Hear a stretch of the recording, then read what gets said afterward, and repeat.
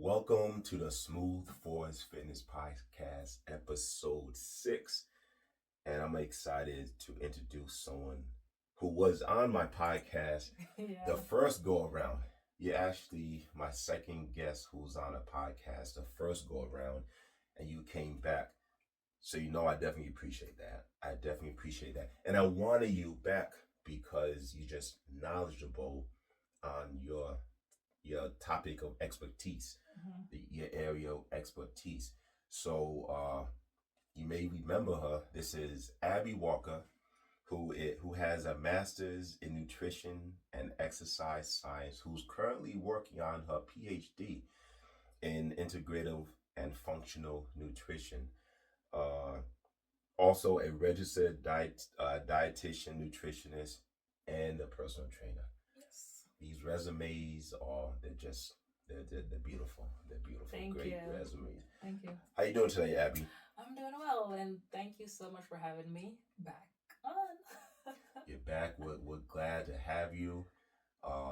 You bring value to this podcast with the information you're giving, and hopefully, the viewers they get something, they hear something about it, and they learn something. And with that, let's get into it. Sounds good. So, does someone's diet have a direct correlation to the appearance of their skin? For example, rashes, eczema, dry skin, and so on. Absolutely. The food that you eat, impact your, health overall. So when you take your skin into consideration, when you look at, say, the rash, the dry skin, or the eczema. So first, eczema is more of an inflammatory condition.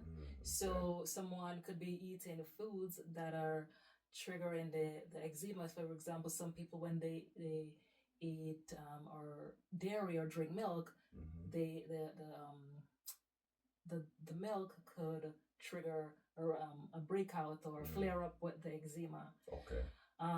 Some people may be nutrient deficiency, and that could be shown on the skin also, right? Also, dehydration. If somebody is dehydrated, and we may not think as water as a macronutrient, but in reality it is, because we need it in a larger quantity, right? True. So what we eat make a big difference, especially on our skin. And if we put all of that together, the rashes, also some food may be inflammatory, right? So when we eat certain food that's inflammatory, it could trigger skin breakout, right? And if we put all of that together, the rash, the dry skin, the eczema, that could be signs of gut dysfunction, right? Okay. Yes, definitely shown as gut dysfunction. So it's very important that we are eating balanced meal, making sure that you have adequate protein in your diet, because that definitely influence your skin. Making sure that you are hydrated from the both inside and outside. Making sure that we are eating adequate micronutrients and along with the macronutrients. For example, you want to make sure that you have adequate vitamin C in your diet. You want to make sure that you have adequate vitamin A in your diet. You want to make sure that you have adequate vitamin E, along with minerals such as zinc, to keep your skin nice and healthy.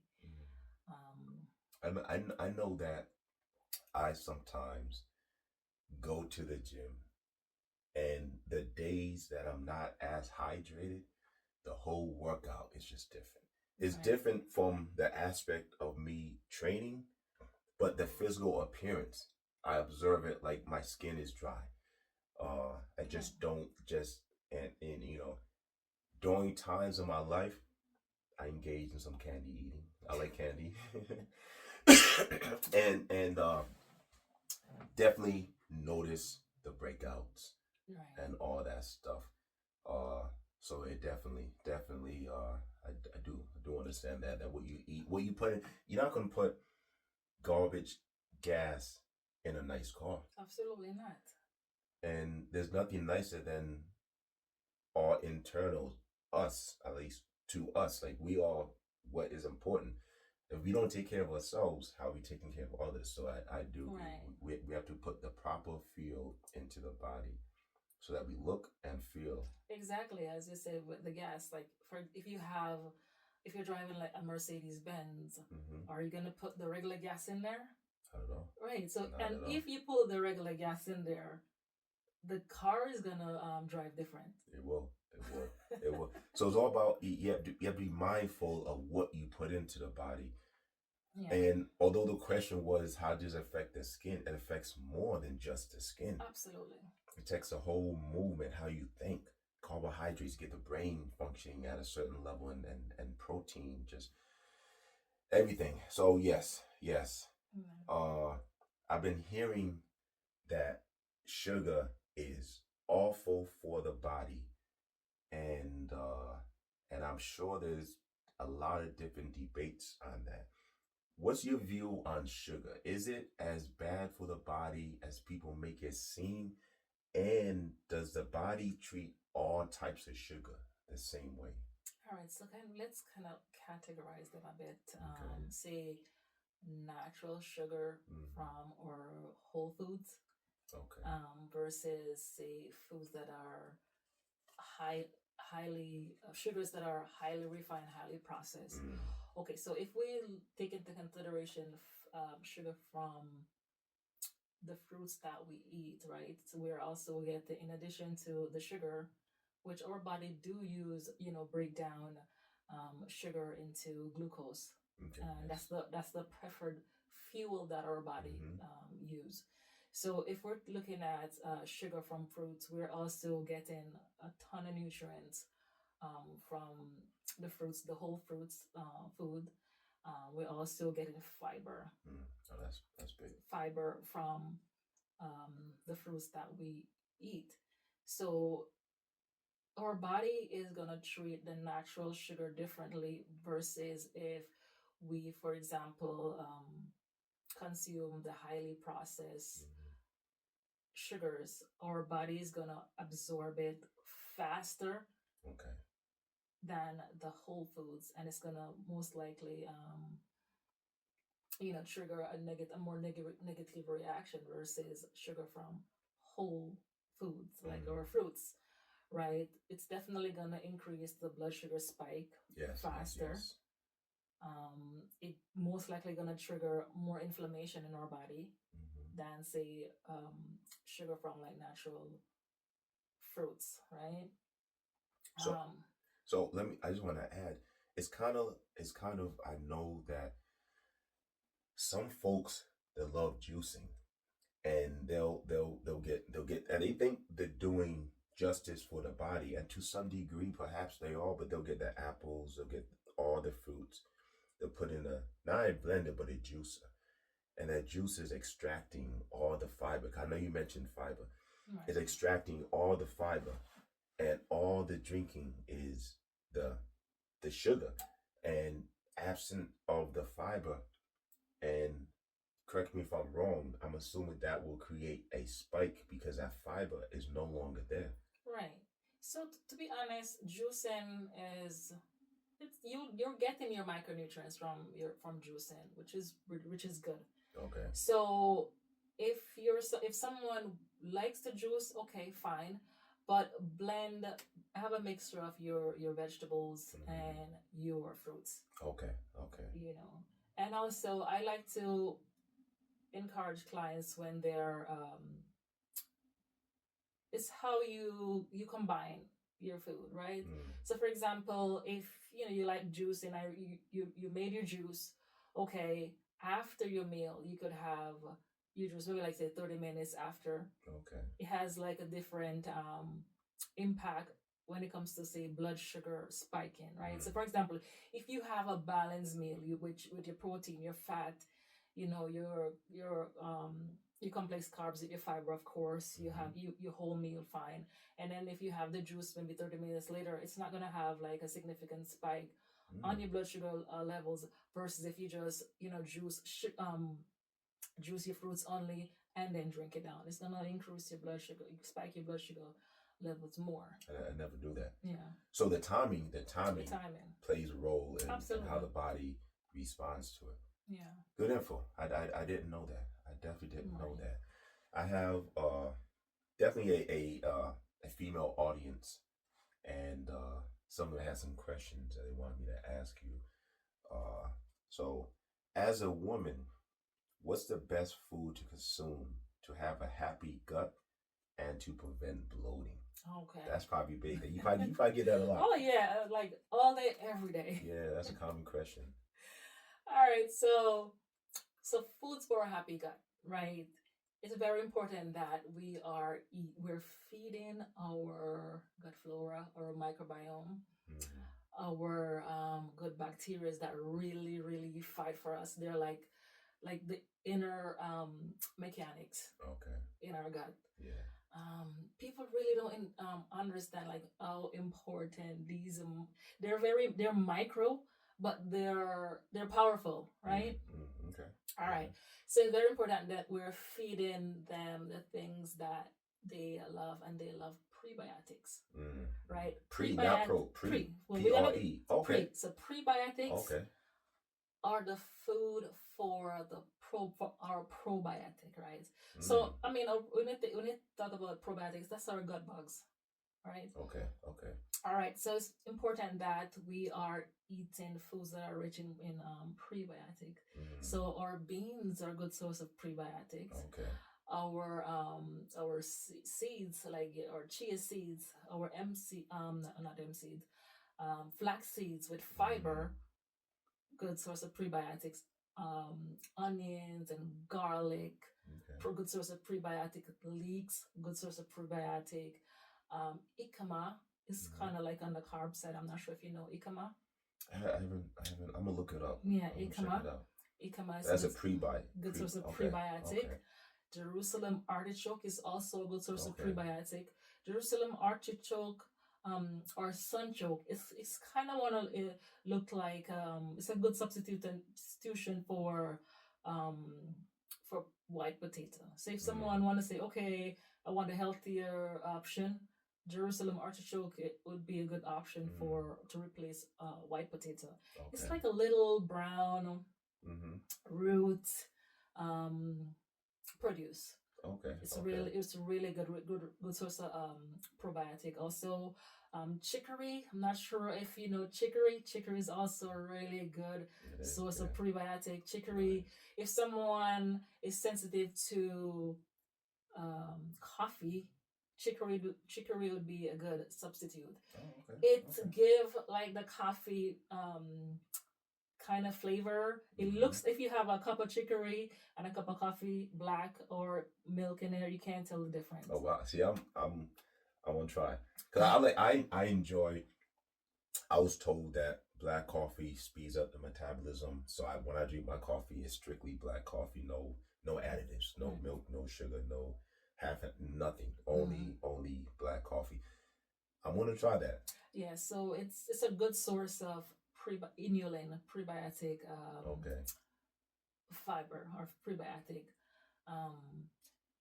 One thing to keep in mind when you're, say, using onions or garlic, you want to chop it up it's best to get the better quality prebiotic in onion or garlic. It's best to eat it raw. Not everybody can tolerate onion and garlic raw. I love them though. I can. Right. Right. But you chop it up small, and then you leave it on the cutting board or slice it however you like it. You leave it on the cutting board for 10 to 15 minutes, and then the compound in there gets stronger when the oxygen are in the open air hit it. So let it sit there for a little while, and then it's called. What's it called again? What's the name? Like the penicillin. Is it? Okay. Anulin, something like that. I forgot the correct name. But when you leave it open in the air, it gets stronger, and you get more benefits from it. I heard that. I'm really happy you said that, because I completely forgot about that. I heard it once, and I'm not even sure where I heard it. But you dice up the onion or garlic, and you just let the air get to Let it. it sit in the air for Yeah. like 10-15 minutes. And Make it more potent. yes. More benefits from it like that. I'm really glad I'm gonna do it because I personally I can eat I don't do it often. I can eat an onion like an apple. Oh really? I can just take it and just Good for jump you. down on it like an apple. It's not enjoyable Yeah. after the third bite, but I can still tolerate it. Oh, you know. cool. That's So good. yes, It's a good source of prebiotic right there. It is. So you know what? That's what I'm gonna do. So dice it up, fine. Let it sit 10-15 minutes, and then I'll probably just get a spoon and just knock it out from there. You could knock it out like that, or you could add it to your salad, or if you like it. I typically add it to my salad. Okay. Yeah. That's a good idea. Right. I'm gonna try that. Right. So those are some, pretty common prebiotic that, you can find in the food store. Also, we want to make sure that we are eating probiotic too. So even though we have our gut flora or probiotic inside, we want to have a diverse gut microbiome. So eating more probiotic rich food is very helpful. So we want to make sure that we are eating our fermented foods with the cultures in there.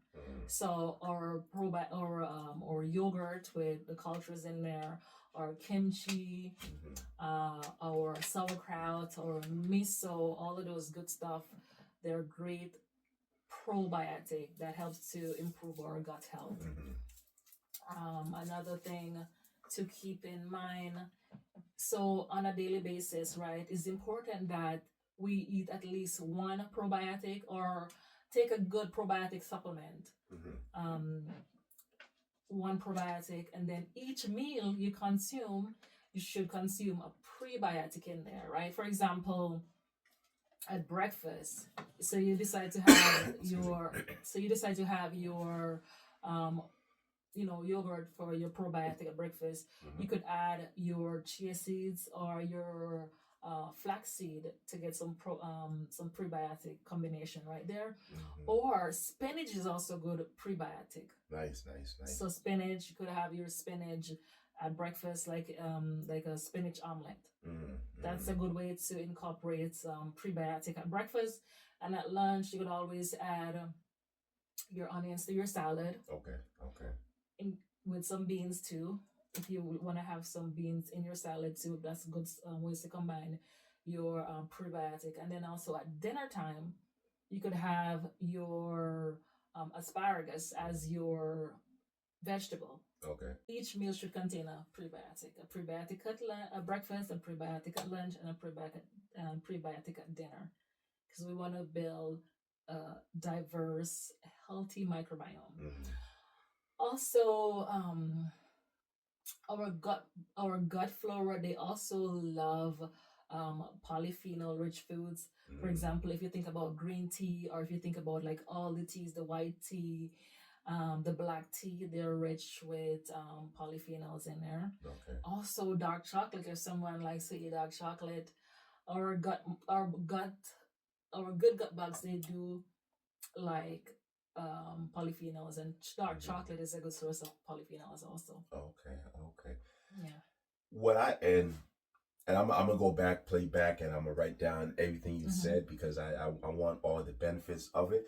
What I used to just do, and I'm sure it's not clearly as beneficial, is get a what is it called, kombucha. Oh yeah, kombucha, absolutely. Get Forgot to mention that, but kombuchas are great, especially if someone loves soda. Kombuchas, they're great replacement for soda. Okay. My daughter, she'd been drinking kombucha since she was about 3 years old. Oh, good. So kombuchas are great. And then recently I found a yogurt. It's called Coconut Cult. And the probiotic strains in there, they're very good. Okay. Very good. Help with like joints, skin, mood. So if you look at the strains in there, it will they're all really so different bacterial strain or probiotic strain could target different health issues, right? For example, acromantia helps to improve blood sugar levels, right? So you have probiotic strains that will help to reduce inflammation. You have probiotic strain that helps to support your skin health. So there's a ton of different strain for different health issues, right? Also, when we go back to say improving gut health, it's very important that we're avoiding foods that are triggering inflammation within our gut, right? For example, we want to make sure that we're avoiding sugary foods, sugary beverages. We want to make sure that we're avoiding the seed oils, right? Yes. Very inflammatory. We want to make sure that we are avoiding the processed meats.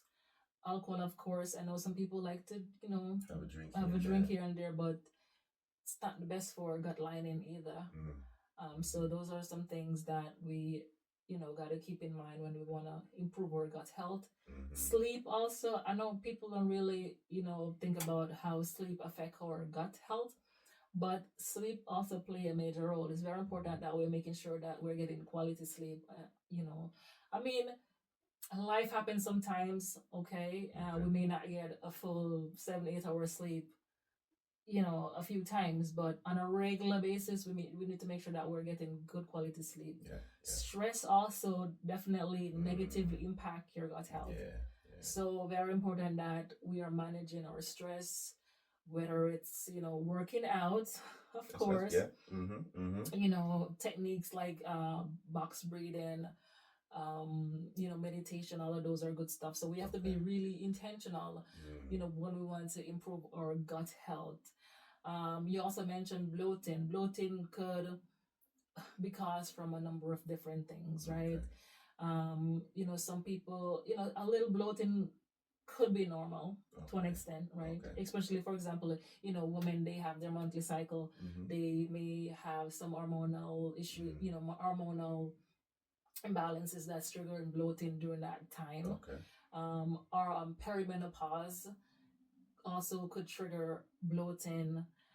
If someone is constipated, that could also trigger bloating, because if the food is being backed up and your bacteria keep fermenting the junk that's in there, it's going to increase gas production, right? If you're dehydrated, also that could cause bloating, because the food is backed up, it's not getting cleared out, right? So it's producing more gas. So also one of the big one that people may not pay attention is ovarian cancer could be a cause, could be a reason if female have like a lot of bloating. That could be one of the things that probably could be going on with them.